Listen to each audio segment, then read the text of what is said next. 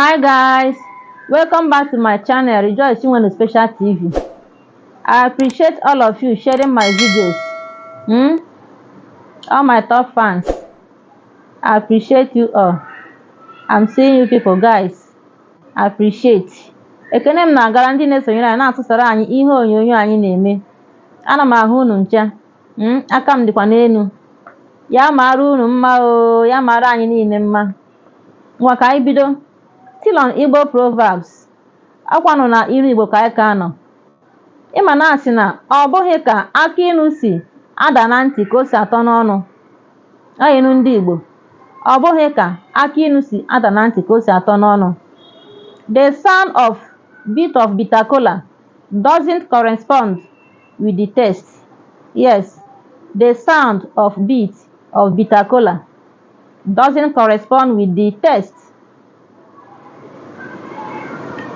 Ihe ọ pụtara bụ all that glitters are not good.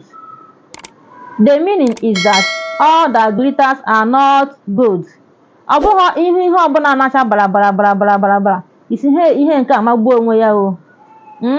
Ọya bụ ihe anyị na-akọwa. Ọ bụghị ihe ọbụla na-acha bara bụ ihe na-adị mma oge ụfọdụ.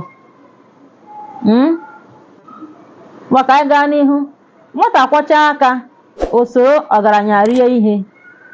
Nwata kwọchaa aka ya, o soro ọgaranya rie ihe. A child who washes his hand could eat or dine with the kings. A child who washes his hand could dine or eat with the kings. Meaning, you will go far in life if you pay respect to whom it's due. Yes. You will go far in life if you pay respect to whom is due. Ịsọpụrụ okenye ruo gị aka.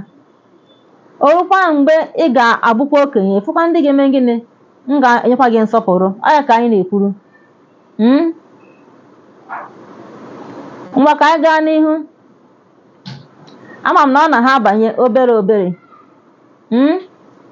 Ngwa a sị na anaghị asọ mgbagbu ghara ịga ọgụ. Anaghị asọ mgbagbu ghara ịga ọgụ. Ọ ilu ndị Igbo. In English, the fear of death cannot prevent people from going to war. Yes. The fear of death cannot prevent people from going to war. Meaning, death is inevitable.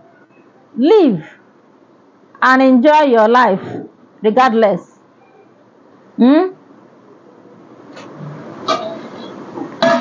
Onye ọbụla ga-anwụkwa n'anwụ.